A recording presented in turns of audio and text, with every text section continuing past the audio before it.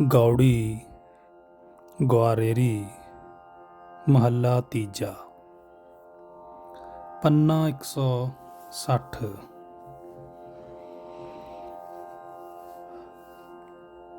ਇਹ ਇੱਕ ਅਚਰਜ ਕੌਤਕ ਹੈ ਕਿ ਪਰਮਾਤਮਾ ਆਪ ਹੀ ਇਸ ਬਹੁਰੰਗੀ ਸੰਸਾਰ ਵਿੱਚ ਹਰ ਥਾਂ ਮੌਜੂਦ ਹੈ। ਕੋਈ ਵਿਰਲਾ ਮਨੁੱਖ ਗੁਰੂ ਦੀ ਸ਼ਰਨ ਪੈ ਕੇ ਇਸ ਅਚਰਜ ਕੌਤਕ ਨੂੰ ਵਿਚਾਰਦਾ ਹੈ। ਰਹਾਓ। ਸੰਸਾਰ ਵਿੱਚ ਦਿਸਦੇ ਸਾਰੇ ਵੱਖ-ਵੱਖ ਰੂਪ ਤੇ ਰੰਗ ਉਸ ਇੱਕ ਪਰਮਾਤਮਾ ਤੋਂ ਹੀ ਬਣੇ ਹਨ। ਉਸ ਇੱਕ ਤੋਂ ਹੀ ਹਵਾ ਪੈਦਾ ਹੋਈ ਹੈ, ਪਾਣੀ ਬਣਿਆ ਹੈ, ਅੱਗ ਪੈਦਾ ਹੋਈ ਹੈ ਤੇ ਇਹ ਸਾਰੇ ਤੱਤ ਵੱਖ-ਵੱਖ ਰੂਪ ਰੰਗ ਵਾਲੇ ਸਭ ਜੀਵਾਂ ਵਿੱਚ ਮਿਲੇ ਹੋਏ ਹਨ। ਉਹ ਪਰਮਾਤਮਾ ਆਪ ਹੀ ਵੱਖ-ਵੱਖ ਰੰਗਾਂ ਵਾਲੇ ਜੀਵਾਂ ਦੀ ਸੰਭਾਲ ਕਰਦਾ ਹੈ। ਆਪਣੀ ਆਤਮਿਕ ਅਡੋਲਤਾ ਵਿੱਚ ਟਿਕਿਆ ਹੋਇਆ ਹੀ ਉਹ ਪਰਮਾਤਮਾ ਸਭ ਥਾਵਾਂ ਵਿੱਚ ਵਿਆਪਕ ਹੋ ਰਿਹਾ ਹੈ। ਕਿਤੇ ਉਹ ਗੁਪਤ ਹੈ, ਕਿਤੇ ਪ੍ਰਤੱਖ ਹੈ। ਇਹ ਸਾਰੀ ਜਗਤ ਖੇਲ ਪ੍ਰਭੂ ਨੇ ਹੀ ਆਪ ਹੀ ਬਣਾਈ ਹੋਈ ਹੈ। ਮਾਇਆ ਦੇ ਮੋਹ ਦੀ ਨੀਂਦ ਵਿੱਚ ਸੁੱਤੇ ਹੋਏ ਜੀਵਾਂ ਨੂੰ ਉਹ ਪਰਮਾਤਮਾ ਆਪ ਹੀ ਜਗਾ ਦਿੰਦਾ ਹੈ।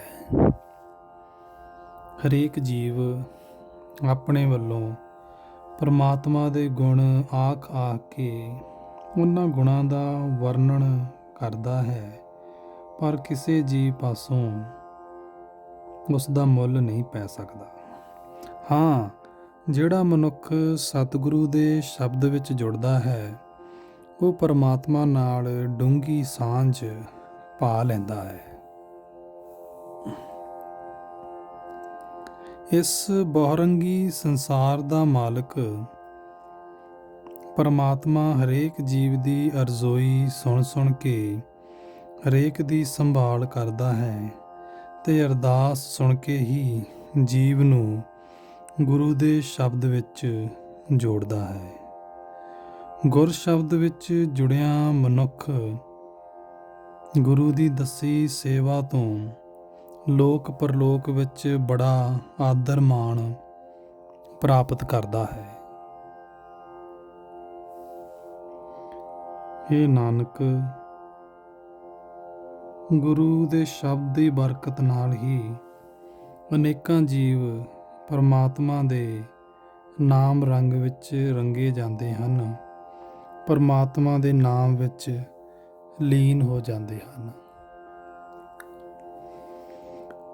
ਗੌੜੀ ਗੁਆਰੇਰੀ ਮਹੱਲਾ ਤੀਜਾ।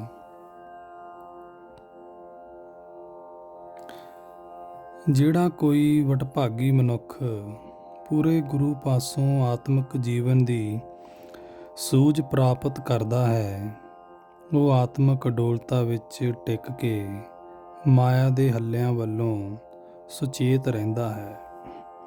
ਉਹ ਮਾਇਆ ਦੇ ਮੋਹ ਦੀ ਨੀਂਦ ਵਿੱਚ ਨਹੀਂ ਫਸਦਾ। ਰਹਾਓ। ਆਪਣੇ ਮਨ ਦੇ ਪਿੱਛੇ ਤੁਰਨ ਵਾਲਾ ਮਨੁੱਖ ਮਾਇਆ ਦੇ ਮੋਹ ਦੇ ਪਿਆਰ ਵਿੱਚ ਆਤਮਿਕ ਜੀਵਨ ਵੱਲੋਂ ਗਾਫਿਲ ਹੋਇਆ ਰਹਿੰਦਾ ਹੈ।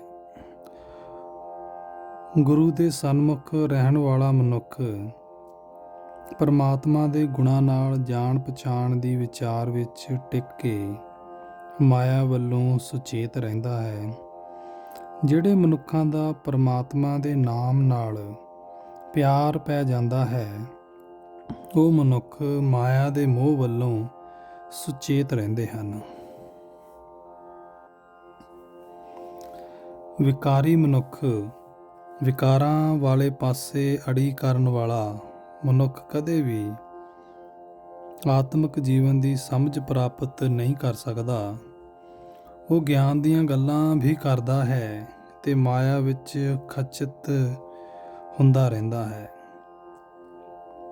ਇਹੋ ਜਿਹਾ ਮਾਇਆ ਦੇ ਮੋਹ ਵਿੱਚ ਅੰਨਾ ਤੇ ਗਿਆਨਹੀਨ ਮਨੁੱਖ ਜ਼ਿੰਦਗੀ ਦੀ ਬਾਜ਼ੀ ਵਿੱਚ ਕਦੇ ਕਾਮਯਾਬ ਨਹੀਂ ਹੁੰਦਾ। ਇਸ ਮਨੁੱਖਾ ਜਨਮ ਵਿੱਚ ਆ ਕੇ ਪਰਮਾਤਮਾ ਦੇ ਨਾਮ ਦੇ ਰਾਹੀਂ ਹੀ ਸੰਸਾਰ ਸਮੁੰਦਰ ਤੋਂ ਪਾਰ ਉਤਾਰਾ ਹੋ ਸਕਦਾ ਹੈ। ਕੋਈ ਵਿਰਲਾ ਮਨੁੱਖ ਹੀ ਗੁਰੂ ਦੇ ਸ਼ਬਦ ਵਿੱਚ ਜੁੜ ਕੇ ਇਹ ਵਿਚਾਰਦਾ ਹੈ। ਅਜਿਹਾ ਮਨੁੱਖ ਆਪ ਸੰਸਾਰ ਸਮੁੰਦਰ ਤੋਂ ਪਾਰ ਲੰਘ ਜਾਂਦਾ ਹੈ, ਆਪਣੇ ਸਾਰੀਆਂ ਕੁਲਾਂ ਨੂੰ ਵੀ ਪਾਰ ਲੰਘਾ ਲੈਂਦਾ ਹੈ। ਕੁਕਰਮੀ ਮਨੁੱਖ ਦੇ ਹਿਰਦੇ ਵਿੱਚ ਮਾਨੋ ਕਲਯੁੱਗ ਆ ਜਾਂਦਾ ਹੈ। ਕਲਯੁੱਗ ਭਾਵ ਕੁਕਰਮ ਦਸ਼ਾ। ਇਸ ਕਲਯੁੱਗ ਭਾਵ ਕੁਕਰਮ ਦਸ਼ਾ ਦੇ ਪੰਜੇ ਵਿੱਚ ਫਸਿਆ ਕੋਈ ਕਰਮ ਧਰਮ ਛੁਡਾ ਨਹੀਂ ਸਕਦਾ।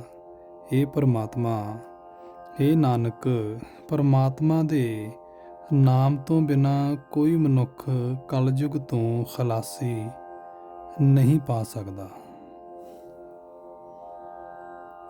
ਗੌੜੀ ਮਹੱਲਾ ਤੀਜਾ। ਗਵਾਰੇਰੀ। ਹੇ ਮੇਰੇ ਮਨ, ਗੁਰੂ ਦੀ ਸਿੱਖਿਆ ਸੁਣ। ਗੁਰੂ ਦੇ ਸ਼ਬਦ ਨੂੰ ਆਪਣੇ ਸੋਚ ਮੰਡਲ ਵਿੱਚ ਵਸਾ ਰੱਖ। ਜੇ ਤੂੰ ਪਰਮਾਤਮਾ ਦਾ ਨਾਮ ਸਿਮਰੇਗਾ ਤਾਂ ਸੰਸਾਰ ਸਮੁੰਦਰ ਤੋਂ ਪਾਰ ਲੰਘ ਜਾਏਗਾ। ਰਹਾਓ। ਪਰਮਾਤਮਾ ਜਗਤ ਦਾ ਸਦਾ ਸਥਿਰ ਰਹਿਣ ਵਾਲਾ ਪਾਤਸ਼ਾਹ ਹੈ। ਉਸ ਦਾ ਹੁਕਮ ਅਟੱਲ ਹੈ। ਜਿਹੜੇ ਮਨੁੱਖ ਆਪਣੇ ਮਨ ਦੇ ਰਾਹੀਂ ਉਸ ਸਦਾ ਰਹਿਣ ਵਾਲੇ ਪਰਮਾਤਮਾ ਦੇ ਨਾਮ ਰੰਗ ਵਿੱਚ ਰੰਗੇ ਜਾਂਦੇ ਹਨ, ਉਹ ਉਸ ਬੇਪਰਵਾਹ ਹਰੀ ਦਾ ਰੂਪ ਹੋ ਜਾਂਦੇ ਹਨ। ਉਹ ਉਸ ਸਦਾ ਕਾਇਮ ਰਹਿਣ ਵਾਲੇ ਪਰਮਾਤਮਾ ਦੀ ਹਜ਼ੂਰੀ ਵਿੱਚ ਰਹਿੰਦੇ ਹਨ। ਉਸ ਦੇ ਸਦਾ ਸਥਿਰ ਨਾਮ ਵਿੱਚ ਲੀਨਤਾ ਪ੍ਰਾਪਤ ਕਰ ਲੈਂਦੇ ਹਨ। ਪਰ ਇਹ ਜਗਤ ਆਪਣੇ ਮਨ ਦੇ ਪਿੱਛੇ ਤੁਰ ਕੇ ਮਾਇਆ ਦੇ ਮੋਹ ਵਿੱਚ ਫਸ ਕੇ ਜਨਮ ਮਰਨ ਦੇ ਗੇੜ ਵਿੱਚ ਪਿਆ ਰਹਿੰਦਾ ਹੈ। ਮਾਇਆ ਦੀ ਭਟਕਣਾ ਵਿੱਚ ਹੀ ਜੰਮਦਾ ਹੈ ਤੇ ਮਾਇਆ ਦੀ ਭਟਕਣਾ ਵਿੱਚ ਹੀ ਮਰਦਾ ਹੈ। ਆਪਣੇ ਮਨ ਦੇ ਪਿੱਛੇ ਤੁਰਨ ਵਾਲਾ ਜਗਤ ਪਰਮਾਤਮਾ ਨੂੰ ਚੇਤੇ ਨਹੀਂ ਕਰਦਾ ਤੇ ਜੰਮਦਾ ਮਰਦਾ ਰਹਿੰਦਾ ਹੈ। ਇਹ ਜੀਵ ਆਪ ਹੀ ਕੁਰਾਹੇ ਪਿਆ ਹੈ ਜਾਂ ਪਰਮਾਤਮਾ ਨੇ ਆਪ ਹੀ ਇਸ ਨੂੰ ਕੁਰਾਹੇ ਪਾ ਰੱਖਿਆ ਹੈ। ਇਹ ਗੱਲ ਪ੍ਰਤੱਖ ਹੈ ਕਿ ਆਪਣਾ ਅਸਲ ਹਿੱਤ ਭੁਲਾਈ ਬੈਠਾ ਹੈ ਤੇ ਮਾਇਆ ਦੇ ਮੋਹ ਵਿੱਚ ਫਸ ਕੇ ਇਹ ਜੀਵ ਬੇਗਾਨੀ ਨੌਕਰੀ ਹੀ ਕਰ ਰਿਹਾ ਹੈ, ਜਿਸ ਤੋਂ ਇਹ ਮਹਾਨ ਦੁੱਖ ਹੀ ਖੱਟਦਾ ਹੈ ਤੇ ਮਨੁੱਖਾ ਜਨਮ ਵਿਅਰਥ ਗਵਾ ਰਿਹਾ ਹੈ।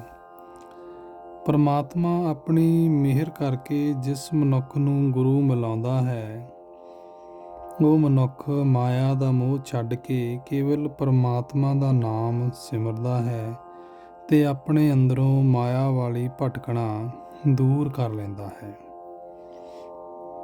ਹੇ ਨਾਨਕ, ਉਹ ਮਨੁੱਖ ਸਦਾ ਹਰੀ ਨਾਮ ਸਿਮਰਦਾ ਹੈ ਤੇ ਹਰੀ ਨਾਮ ਖਜ਼ਾਨਾ ਪ੍ਰਾਪਤ ਕਰਦਾ ਹੈ, ਜੋ ਉਸ ਦੇ ਵਾਸਤੇ ਮਾਨੋ ਜਗਤ ਦੇ ਸਾਰੇ 9 ਖਜ਼ਾਨੇ ਹੈ। ਗੌੜੀ ਗਵਾਰੇਰੀ ਮਹੱਲਾ ਤੀਜਾ। ਪੰਨਾ 161। ਹੇ ਮੇਰੇ ਭਾਈ, ਗੁਰੂ ਦੀ ਸ਼ਰਨ ਪੈ ਕੇ ਸਦਾ ਪਰਮਾਤਮਾ ਦਾ ਨਾਮ ਸਿਮਰਦੇ ਰਹੋ। ਗੁਰੂ ਦੇ ਰਾਹੀਂ ਕੀਤੀ ਹੋਈ ਸੇਵਾ ਭਗਤੀ ਦੀ ਮਿਹਨਤ ਪਰਮਾਤਮਾ ਕਬੂਲ ਕਰ ਲੈਂਦਾ ਹੈ। ਰਹਾਓ। ਜਿਨ੍ਹਾਂ ਮਨੁੱਖਾਂ ਨੇ ਗੁਰੂ ਦੇ ਰਾਹ ਉੱਤੇ ਤੁਰ ਕੇ ਪਰਮਾਤਮਾ ਦਾ ਨਾਮ ਸਿਮਰਿਆ ਹੈ, ਜਦੋਂ ਮੈਂ ਉਹਨਾਂ ਪਾਸੋਂ ਸਿਮਰਨ ਦੀ ਜਾਂਚ ਪੁੱਛਦਾ ਹਾਂ ਤਾਂ ਉਹ ਦੱਸਦੇ ਹਨ ਕਿ ਗੁਰੂ ਦੀ ਦੱਸੀ ਹੋਈ ਸੇਵਾ ਨਾਲ ਹੀ ਮਨੁੱਖ ਦਾ ਮਨ ਪ੍ਰਭੂ ਸਿਮਰਨ ਵਿੱਚ ਪਤੀਜਦਾ ਹੈ। ਗੁਰੂ ਦੀ ਸ਼ਰਨ ਪੈਣ ਵਾਲੇ ਉਹ ਮਨੁੱਖ ਪਰਮਾਤਮਾ ਦਾ ਨਾਮ ਧੰਨ ਖੱਟ ਕੇ ਧਨਾੜ ਹੋ ਜਾਂਦੇ ਹਨ। ਇਹ ਅਕਲ ਪੂਰੇ ਗੁਰੂ ਪਾਸੋਂ ਹੀ ਮਿਲਦੀ ਹੈ ਜੀ। ਗੁਰੂ ਦੀ ਰਾਹੀਂ ਜਿਹੜਾ ਮਨੁੱਖ ਆਪਣੇ ਆਤਮਿਕ ਜੀਵਨ ਨੂੰ ਪੜਤਾਲਦਾ ਹੈ, ਉਸ ਦਾ ਮਨ ਪਵਿੱਤਰ ਹੋ ਜਾਂਦਾ ਹੈ। ਉਹ ਇਸ ਜਨਮ ਵਿੱਚ ਹੀ ਮਾਇਆ ਦੇ ਬੰਧਨਾਂ ਤੋਂ ਖਲਾਸੀ ਹਾਸਲ ਕਰ ਲੈਂਦਾ ਹੈ, ਪਰਮਾਤਮਾ ਨੂੰ ਮਿਲ ਪੈਂਦਾ ਹੈ। ਜਿਹੜਾ ਮਨੁੱਖ ਗੁਰੂ ਦੀ ਸ਼ਰਨ ਪੈ ਕੇ ਪ੍ਰਭੂ ਦੇ ਗੁਣ ਗਾਉਂਦਾ ਹੈ, ਉਸ ਦੀ ਬੁੱਧੀ ਸ੍ਰੇਸ਼ਟ ਹੋ ਜਾਂਦੀ ਹੈ। ਉਹ ਸਦਾ ਆਤਮਿਕ ਅਡੋਲਤਾ ਵਿੱਚ ਟਿਕਿਆ ਰਹਿੰਦਾ ਹੈ। ਇਹ ਮੇਰੇ ਭਾਈ, ਮਾਇਆ ਦੇ ਮੋਹ ਵਿੱਚ ਫਸੇ ਰਿਹਾ ਪਰਮਾਤਮਾ ਦੀ ਸੇਵਾ ਭਗਤੀ ਨਹੀਂ ਹੋ ਸਕਦੀ।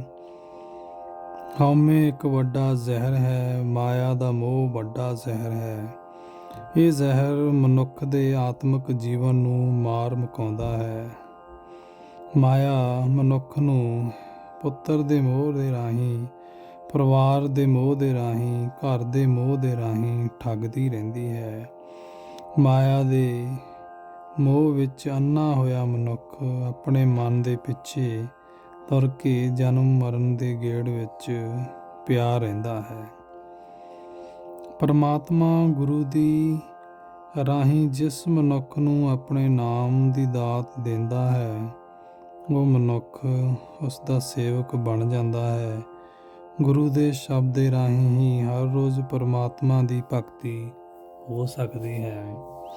ਗੁਰੂ ਦੇ ਰਾਹੀਂ ਮੱਤ ਲੈ ਕੇ ਹੀ ਕੋਈ ਵਿਰਲਾ ਮਨੁੱਖ ਜੀਵਨ ਮਨੋਰਥ ਨੂੰ ਸਮਝਦਾ ਹੈ, ਤੇ ਇਹ ਨਾਨਕ, ਉਹ ਮਨੁੱਖ ਪਰਮਾਤਮਾ ਦੇ ਨਾਮ ਵਿੱਚ ਲੀਨ ਰਹਿੰਦਾ ਹੈ। ਗੌੜੀ ਗੁਆਰੇਰੀ ਮਹੱਲਾ ਤੀਜਾ।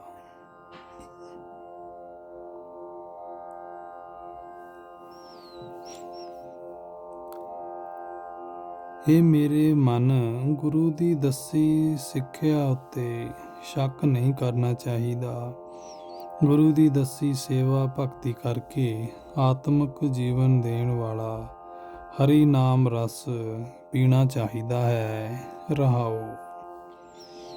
ਗੁਰੂ ਦੀ ਦੱਸੀ ਸੇਵਾ ਕਰਨ ਦਾ ਨਿਯਮ ਸਦਾ ਤੋਂ ਹੀ ਚੱਲਿਆ ਆ ਰਿਹਾ ਹੈ, ਚੌਹਾਂ ਯੁੱਗਾਂ ਵਿੱਚ ਹੀ ਪ੍ਰਵਾਨ ਹੈ।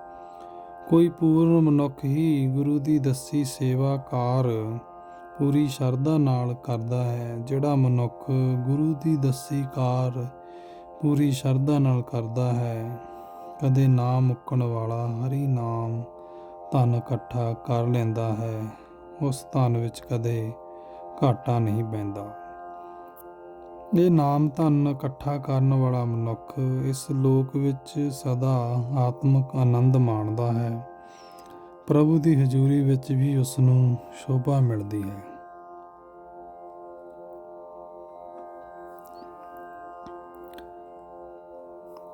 ਜਿਹੜੇ ਮਨੁੱਖ ਗੁਰੂ ਦੀ ਸ਼ਰਨ ਪੈਂਦੇ ਹਨ, ਉਹ ਸੰਸਾਰ ਵਿੱਚ ਮਹਾਂਪੁਰਖ ਮੰਨੇ ਜਾਂਦੇ ਹਨ। ਉਹ ਸੰਸਾਰ ਸਮੁੰਦਰ ਤੋਂ ਆਪ ਹੀ ਪਾਰ ਲੰਘ ਜਾਂਦੇ ਹਨ, ਆਪਣੀਆਂ ਸਾਰੀਆਂ ਕੁਲਾਂ ਨੂੰ ਵੀ ਪਾਰ ਲੰਘਾ ਲੈਂਦੇ ਹਨ। ਉਹ ਪਰਮਾਤਮਾ ਦਾ ਨਾਮ ਸਦਾ ਆਪਣੇ ਹਿਰਦੇ ਵਿੱਚ ਸੰਭਾਲ ਰੱਖਦੇ ਹਨ। ਪ੍ਰਭੂ ਨਾਮ ਦੇ ਰੰਗ ਵਿੱਚ ਰੰਗੇ ਹੋਏ ਉਹ ਮਨੁੱਖ ਸੰਸਾਰ ਸਮੁੰਦਰ ਤੋਂ ਪਾਰ ਲੰਘ ਜਾਂਦੇ ਹਨ। ਜਿਹੜੇ ਮਨੁੱਖ ਗੁਰੂ ਦੀ ਸ਼ਰਨ ਪੈਂਦੇ ਹਨ, ਉਹ ਆਪਣੇ ਮਨ ਵਿੱਚ ਸਦਾ ਸਭਨਾਂ ਦੇ ਦਾਸ ਬਣੇ ਰਹਿੰਦੇ ਹਨ। ਉਹ ਆਪਣੇ ਅੰਦਰੋਂ ਹਉਮੈ ਦੂਰ ਕਰ ਲੈਂਦੇ ਹਨ, ਤੇ ਉਹਨਾਂ ਦਾ ਹਿਰਦਾ ਕਮਲ ਖਿੜਿਆ ਰਹਿੰਦਾ ਹੈ। ਉਹਨਾਂ ਦੇ ਅੰਦਰ ਸਿਫਤ ਸਲਾਹ ਦਾ ਮਾਨੋ ਵਾਜਾ ਇੱਕ ਰਸ ਵੱਜਦਾ ਰਹਿੰਦਾ ਹੈ। ਉਹਨਾਂ ਦੀ ਸੁਰਤ ਪ੍ਰਭੂ ਚਰਨਾਂ ਵਿੱਚ ਟਿਕੀ ਰਹਿੰਦੀ ਹੈ। ਪ੍ਰਭੂ ਨਾਮ ਵਿੱਚ ਰੰਗੇ ਉਹ ਮਨੁੱਖ ਗ੍ਰਸਥ ਵਿੱਚ ਰਹਿੰਦੇ ਹੋਏ ਵੀ ਮਾਇਆ ਦੇ ਮੋਹ ਤੋਂ ਨਿਰਲੇਪ ਰਹਿੰਦੇ ਹਨ। ਜਿਹੜੇ ਮਨੁੱਖ ਗੁਰੂ ਦੀ ਸ਼ਰਨ ਪੈਂਦੇ ਹਨ, ਪਰਮਾਤਮਾ ਦੀ ਸਿਫਤ ਸਲਾਹ ਵਿੱਚ ਉਚਾਰੀ ਹੋਈ ਉਹਨਾਂ ਦੀ ਬਾਣੀ ਸਦਾ ਲਈ ਅਟੱਲ ਹੋ ਜਾਂਦੀ ਹੈ। ਹਰੇਕ ਯੁੱਗ ਵਿੱਚ ਹੀ ਸਦਾ ਹੀ ਭਗਤ ਜਨ ਉਹ ਬਾਣੀ ਉਚਾਰ ਕੇ ਹੋਰਨਾਂ ਨੂੰ ਵੀ ਸੁਣਾਉਂਦੇ ਹਨ। ਉਹ ਮਨੁੱਖ ਹਰ ਰੋਜ਼ ਸਾਰੰਗ ਪਾਣੀ ਪ੍ਰਭੂ ਦਾ ਨਾਮ ਜਪਦੇ ਹਨ। ਹੇ ਨਾਨਕ, ਜਿਹੜੇ ਮਨੁੱਖ ਗੁਰੂ ਦੀ ਸ਼ਰਨ ਪੈ ਕੇ ਪ੍ਰਭੂ ਦੇ ਨਾਮ ਵਿੱਚ ਰੰਗੇ ਜਾਂਦੇ ਹਨ, ਉਹਨਾਂ ਦਾ ਜੀਵਨ ਪਵਿੱਤਰ ਹੋ ਜਾਂਦਾ ਹੈ। ਉਹ ਵਾਸਨਾ ਰਹਿਤ ਹੋ ਜਾਂਦੇ ਹਨ। ਗੌੜੀ ਗੁਆਰੇਰੀ ਮਹੱਲਾ ਤੀਜਾ, ਪੰਨਾ 162। ਜਿਹੜਾ ਪ੍ਰਾਣੀ ਗੁਰੂ ਦੀ ਸ਼ਰਨ ਪੈ ਕੇ ਪਰਮਾਤਮਾ ਦਾ ਨਾਮ ਸਿਮਰਦਾ ਹੈ, ਉਹ ਮਨੁੱਖਾ ਜਨਮ ਦੀ ਬਾਜ਼ੀ ਜਿੱਤ ਕੇ ਜਾਂਦਾ ਹੈ ਤੇ ਪਰਮਾਤਮਾ ਦਾ ਨਾਮ ਧਨ ਖੱਟ ਲੈਂਦਾ ਹੈ। ਰਹਾਉ। ਜਿਸ ਮਨੁੱਖ ਨੂੰ ਵੱਡੀ ਕਿਸਮਤ ਨਾਲ, ਭਲੇ ਸੰਜੋਗਾਂ ਨਾਲ ਗੁਰੂ ਮਿਲ ਪੈਂਦਾ ਹੈ, ਉਸ ਦੇ ਹਿਰਦੇ ਵਿੱਚ ਪਰਮਾਤਮਾ ਦਾ ਨਾਮ ਵਸ ਪੈਂਦਾ ਹੈ। ਉਹ ਸਦਾ ਪਰਮਾਤਮਾ ਦੇ ਨਾਮ ਰਸ ਦਾ ਆਨੰਦ ਮਾਣਦਾ ਹੈ। ਜਿਸ ਮਨੁੱਖ ਨੂੰ ਸਤਿਗੁਰੂ ਦਾ ਸ਼ਬਦ ਮਿੱਠਾ ਲੱਗਦਾ ਹੈ, ਗੁਰੂ ਦਾ ਸ਼ਬਦ ਹੀ ਉਸ ਦੇ ਵਾਸਤੇ ਧਰਮ ਚਰਚਾ ਹੈ, ਗੁਰ ਸ਼ਬਦ ਹੀ ਉਸ ਦੇ ਵਾਸਤੇ ਸਮਾਧੀ ਹੈ।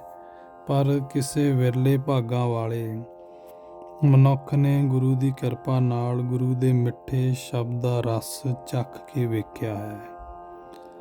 ਜਿਹੜੇ ਬੰਦੇ ਜਨਮ, ਜਨੇਊ, ਵਿਆਹ, ਮਰਨ, ਕਿਰਿਆ ਆਦਿਕ ਸਮੇਂ ਸ਼ਾਸਤਰਾਂ ਅਨੁਸਾਰ ਮੰਨੇ ਹੋਏ ਧਾਰਮਿਕ ਕਰਮ ਕਰਦੇ ਹਨ ਤੇ ਹੋਰ ਅਨੇਕਾਂ ਧਾਰਮਿਕ ਰਸਮਾਂ ਕਰਦੇ ਹਨ, ਪਰ ਪਰਮਾਤਮਾ ਦੇ ਨਾਮ ਤੋਂ ਵਾਂਝੇ ਰਹਿੰਦੇ ਹਨ, ਇਹ ਕਰਮ ਕਾਂਡ ਉਹਨਾਂ ਦੇ ਅੰਦਰ ਅਹੰਕਾਰ ਪੈਦਾ ਕਰਦਾ ਹੈ ਤੇ ਉਹਨਾਂ ਦਾ ਜੀਵਨ ਫਿਟਕਾਰ ਯੋਗ ਹੀ ਰਹਿੰਦਾ ਹੈ। ਹੇ ਦਾਸ ਨਾਨਕ, ਪਰਮਾਤਮਾ ਤੋਂ ਵਿਛੜਿਆ ਮਨੁੱਖ ਮਾਇਆ ਦੀ ਫਾਹੀ ਵਿੱਚ, ਮਾਇਆ ਦੇ ਬੰਧਨ ਵਿੱਚ ਹੀ ਬੱਝਾ ਰਹਿੰਦਾ ਹੈ। ਇਹ ਤਦੋਂ ਹੀ ਇਸ ਫਾਹੀ ਤੋਂ ਆਜ਼ਾਦ ਹੁੰਦਾ ਹੈ ਜਦੋਂ ਗੁਰੂ ਦੇ ਸ਼ਬਦ ਦਾ ਚਾਨਣ ਉਸ ਨੂੰ ਪ੍ਰਾਪਤ ਹੁੰਦਾ ਹੈ।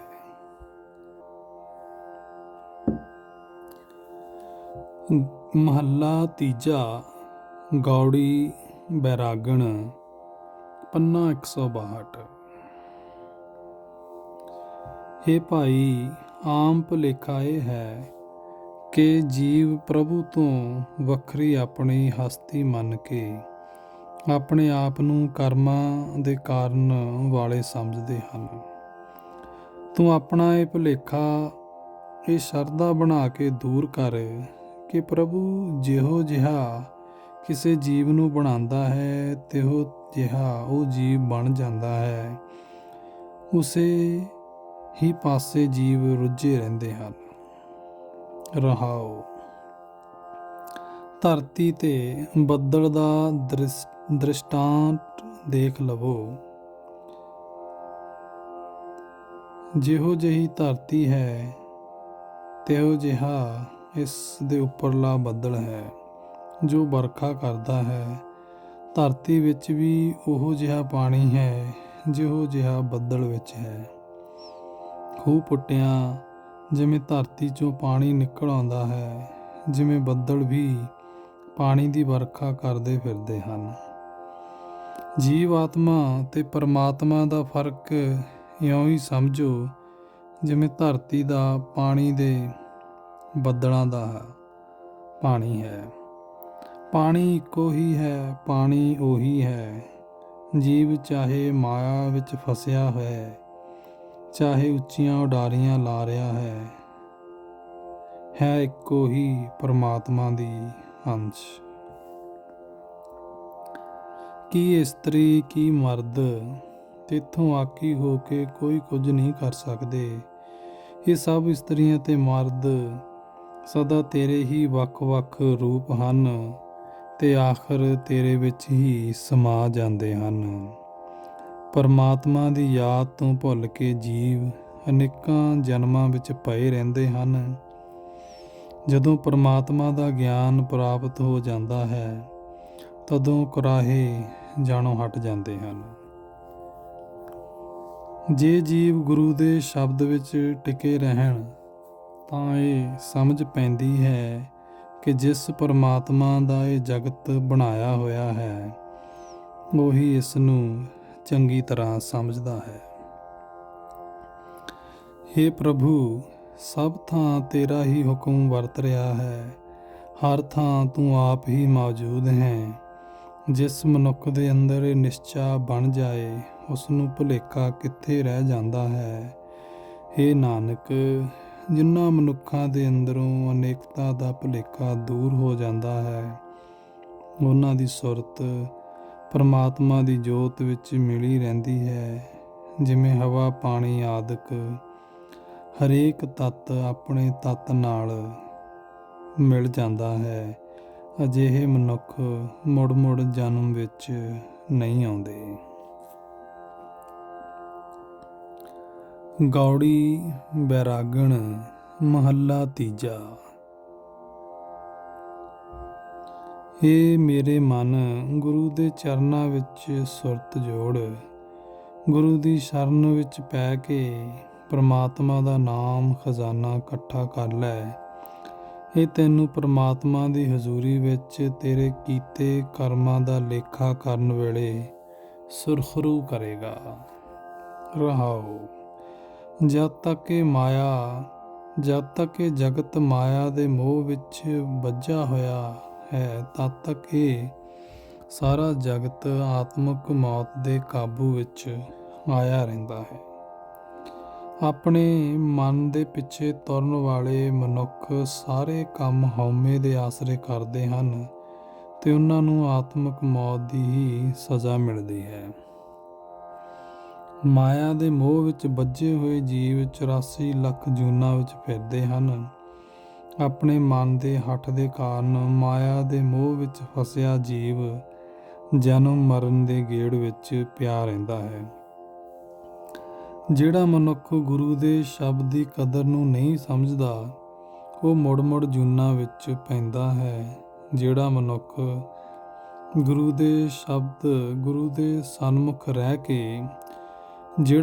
ਗੁਰੂ ਦੇ ਸਨਮੁਖ ਰਹਿ ਕੇ ਆਤਮਿਕ ਜੀਵਨ ਪੜਤਾਲਦਾ ਹੈ, ਉਸ ਦੇ ਮਨ ਵਿੱਚ ਪਰਮਾਤਮਾ ਦਾ ਨਾਮ ਆ ਵਸਦਾ ਹੈ। ਹਰ ਰੋਜ਼ ਪਰਮਾਤਮਾ ਦੀ ਭਗਤੀ ਦੇ ਰੰਗ ਵਿੱਚ ਰੰਗਿਆ ਰਹਿਣ ਕਰਕੇ ਉਹ ਪਰਮਾਤਮਾ ਦੇ ਨਾਮ ਵਿੱਚ ਲੀਨ ਰਹਿੰਦਾ ਹੈ। ਉਹ ਆਤਮਿਕ ਆਨੰਦ ਵਿੱਚ ਟਿਕਿਆ ਰਹਿੰਦਾ ਹੈ। ਜਿਸ ਮਨੁੱਖ ਦਾ ਮਨ ਗੁਰੂ ਦੇ ਸ਼ਬਦ ਵਿੱਚ ਜੁੜ ਕੇ ਆਪਾ ਭਾਵ ਵੱਲੋਂ ਮਰਦਾ ਹੈ, ਉਸ ਦੀ ਗੁਰੂ ਦੇ ਸ਼ਬਦ ਵਿੱਚ ਸ਼ਰਧਾ ਬਣ ਜਾਂਦੀ ਹੈ ਤੇ ਉਹ ਆਪਣੇ ਅੰਦਰੋਂ ਹਉਮੈ ਆਦਿਕ ਵਿਕਾਰ ਤਿਆਗਦਾ ਹੈ। ਇਹ ਦਾਸ ਨਾਨਕ, ਪਰਮਾਤਮਾ ਦੇ ਨਾਮ ਦੇ ਖਜ਼ਾਨੇ, ਪਰਮਾਤਮਾ ਦੀ ਭਗਤੀ ਦੇ ਖਜ਼ਾਨੇ ਪਰਮਾਤਮਾ ਦੀ ਮਿਹਰ ਨਾਲ ਹੀ ਮਿਲਦੇ ਹਨ। ਗੌੜੀ ਬੈਰਾਗਣ ਮਹੱਲਾ ਤੀਜਾ।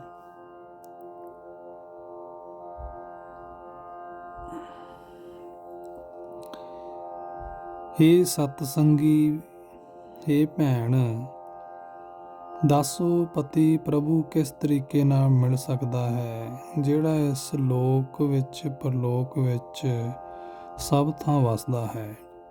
ਹੇ ਜਗਿਆਸੂ ਜੀਵ ਇਸਤਰੀ, ਉਹ ਪ੍ਰਭੂ ਪਤੀ ਹਰ ਥਾਂ ਮੌਜੂਦ ਹੁੰਦਿਆਂ ਹੋਇਆਂ ਵੀ ਮਾਇਆ ਦੇ ਪ੍ਰਭਾਵ ਤੋਂ ਪਰੇ ਹੈ ਅਤੇ ਅਦ੍ਰਿਸ਼ਟ ਵੀ ਹੈ। ਉਹ ਆਪ ਹੀ ਆਪਣਾ ਮੇਲ ਕਰਾਂਦਾ ਹੈ। ਰਹਾਓ। ਪਰਮਾਤਮਾ ਨੇ ਹਰੇਕ ਜੀਵ ਦੇ ਮੱਥੇ ਉੱਤੇ ਇਹੀ ਲੇਖ ਲਿਖ ਕੇ ਰੱਖ ਦਿੱਤਾ ਹੈ ਕਿ ਹਰੇਕ ਨੂੰ ਇਸ ਲੋਕ ਵਿੱਚ ਰਹਿਣ ਵਾਸਤੇ ਥੋੜ੍ਹੇ ਹੀ ਦਿਨ ਮਿਲੇ ਹੋਏ ਹਨ। ਫਿਰ ਵੀ ਸਭ ਜੀਵ ਮਾਇਆ ਦੇ ਮੋਹ ਵਿੱਚ ਫਸੇ ਰਹਿੰਦੇ ਹਨ। ਉਹ ਜੀਵ ਇਸਤਰੀ ਲੋਕ ਪਰਲੋਕ ਵਿੱਚ ਸੋਭਾ ਖੱਟਦੀ ਹੈ, ਜਿਹੜੀ ਗੁਰੂ ਦੀ ਸ਼ਰਨ ਪੈ ਕੇ ਪਰਮਾਤਮਾ ਦੇ ਗੁਣ ਗਾਉਂਦੀ ਹੈ। ਜਿਹੜੀ ਜੀਵ ਇਸਤਰੀ ਇਸ ਪੇਕੇ ਘਰ ਵਿੱਚ ਰਹਿਣ ਸਮੇਂ ਪਰਮਾਤਮਾ ਦੇ ਗੁਣ ਆਪਣੇ ਹਿਰਦੇ ਵਿੱਚ ਸੰਭਾਲਦੀ ਹੈ, ਉਸ ਨੂੰ ਪਰਲੋਕ ਵਿੱਚ ਪ੍ਰਭੂ ਦੀ ਹਜ਼ੂਰੀ ਵਿੱਚ ਆਦਰ ਵਾਲਾ ਥਾਂ ਮਿਲ ਜਾਂਦਾ ਹੈ। ਗੁਰੂ ਦੇ ਸਨਮੁਖ ਰਹਿ ਕੇ ਉਹ ਜੀਵ ਇਸਤਰੀ ਸਦਾ ਆਤਮਿਕ ਅਡੋਲਤਾ ਵਿੱਚ ਲੀਨ ਰਹਿੰਦੀ ਹੈ। ਪਰਮਾਤਮਾ ਦਾ ਨਾਮ ਉਸ ਨੂੰ ਆਪਣੇ ਮਨ ਵਿੱਚ ਪਿਆਰਾ ਲੱਗਦਾ ਹੈ। ਹੇ ਪ੍ਰਭੂ ਜੀ, ਤੂੰ ਆਪ ਹੀ ਸਭ ਜੀਵਾਂ ਦਾ ਮਾਲਕ ਹੈ। ਜਿਸ ਜੀਵ ਨੂੰ ਤੂੰ ਆਪ ਹੀ ਮੱਤ ਦਿੰਦਾ ਹੈ, ਉਸੇ ਪਾਸੋਂ ਹਰੀ ਨਾਮ ਸਿਮਰਿਆ ਜਾ ਸਕਦਾ ਹੈ। ਜਿਸ ਮਨੁੱਖ ਨੂੰ ਵੱਡੇ ਭਾਗਾਂ ਨਾਲ ਗੁਰੂ ਮਿਲ ਪੈਂਦਾ ਹੈ, ਉਸ ਦੇ ਮੂੰਹ ਵਿੱਚ ਆਤਮਿਕ ਜੀਵਨ ਦੇਣ ਵਾਲਾ ਨਾਮ ਰਸ ਪੈਂਦਾ ਹੈ। ਉਸ ਮਨੁੱਖ ਦੇ ਅੰਦਰੋਂ ਹਉਮੈ ਦੂਰ ਹੋ ਜਾਂਦੀ ਹੈ, ਉਸ ਦੀ ਮਾਨਸਿਕ ਡਾਵਾਂਡੋਲ ਦਸ਼ਾ ਮੁੱਕ ਜਾਂਦੀ ਹੈ। ਉਹ ਆਤਮਿਕ ਅਡੋਲਤਾ ਵਿੱਚ ਟਿਕਿਆ ਰਹਿੰਦਾ ਹੈ, ਉਹ ਆਤਮਿਕ ਆਨੰਦ ਵਿੱਚ ਮਗਨ ਰਹਿੰਦਾ ਹੈ। ਇਹ ਭਾਈ, ਹਰ ਥਾਂ ਪ੍ਰਭੂ ਆਪ ਹੀ ਮੌਜੂਦ ਹੈ। ਉਹ ਆਪ ਹੀ ਜੀਵਾਂ ਨੂੰ ਆਪਣੇ ਨਾਮ ਵਿੱਚ ਜੋੜਦਾ ਹੈ। ਆਪਣੇ ਮਨ ਦੇ ਪਿੱਛੇ ਤੁਰਨ ਵਾਲੇ ਮਨੁੱਖ ਗਿਆਨ ਤੋਂ ਸੱਖਣੇ ਹੁੰਦੇ ਹਨ, ਜੀਵਨ ਜੁਗਤ ਤੋਂ ਅਣਜਾਣ ਹੁੰਦੇ ਹਨ, ਉਹ ਹੰਕਾਰ ਵਿੱਚ ਰਹਿੰਦੇ ਹਨ, ਉਹਨਾਂ ਨੂੰ ਪਰਮਾਤਮਾ ਦਾ ਮੇਲ ਨਹੀਂ ਹੁੰਦਾ। ਉਹ ਆਪਣੇ ਮਾਣ ਵਿੱਚ ਰਹਿ ਕੇ ਸਤਿਗੁਰੂ ਦੀ ਸ਼ਰਨ ਨਹੀਂ ਪੈਂਦੇ, ਕੁਰਾਹੇ ਪੈ ਕੇ ਮੁੜ ਮੁੜ ਪਛਤਾਉਂਦੇ ਵੀ ਰਹਿੰਦੇ ਹਨ।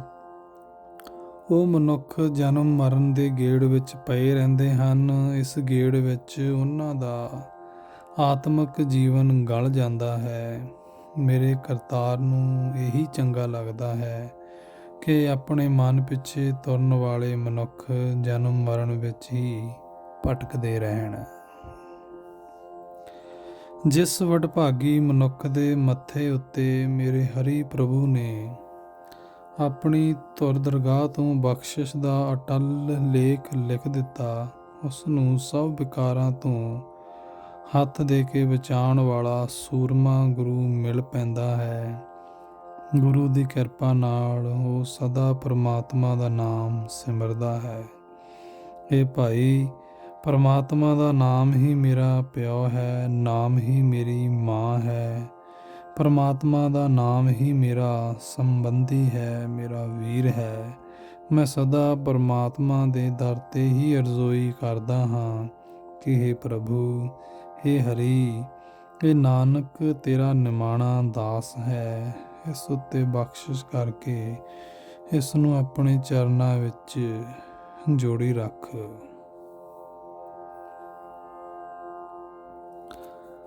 ਗੌੜੀ ਬੈਰਾਗਣ, ਮਹੱਲਾ ਤੀਜਾ।